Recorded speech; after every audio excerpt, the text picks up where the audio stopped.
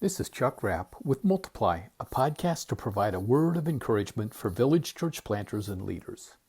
This year in these podcasts, I'm focusing upon the one another scriptures found in the New Testament as viewed through the lens of leadership. Today's episode comes from Colossians chapter 3, verse 13. Bear with each other and forgive one another if any of you has a grievance against someone. Forgive as the Lord forgave you. The Message version says it a bit differently.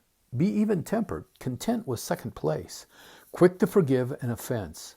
Forgive as quickly and completely as the Master forgave you. The context in the last half of Colossians 3 is dealing with relationships in the body of Christ.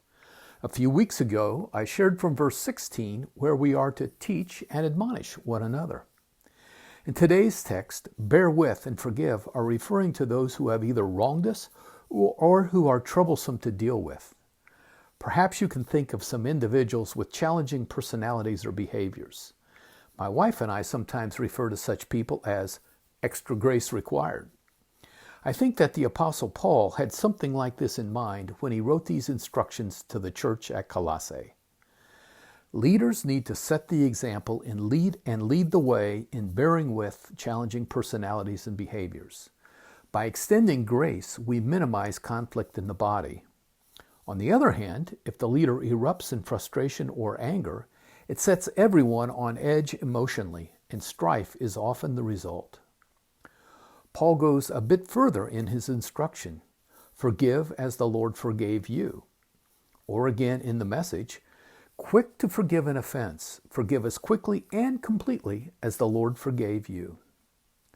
Forgive quickly. When we forgive an offense quickly, the matter doesn't have time to escalate.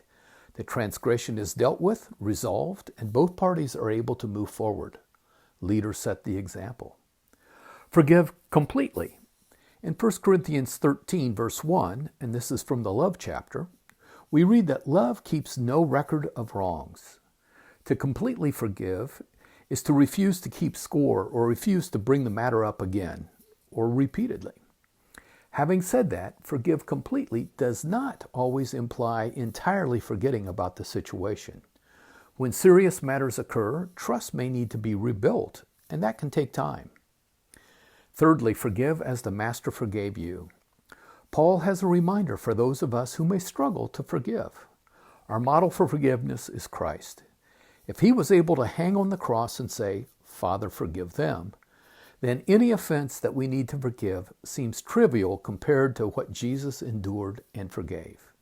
This has been a word of encouragement for village church planters.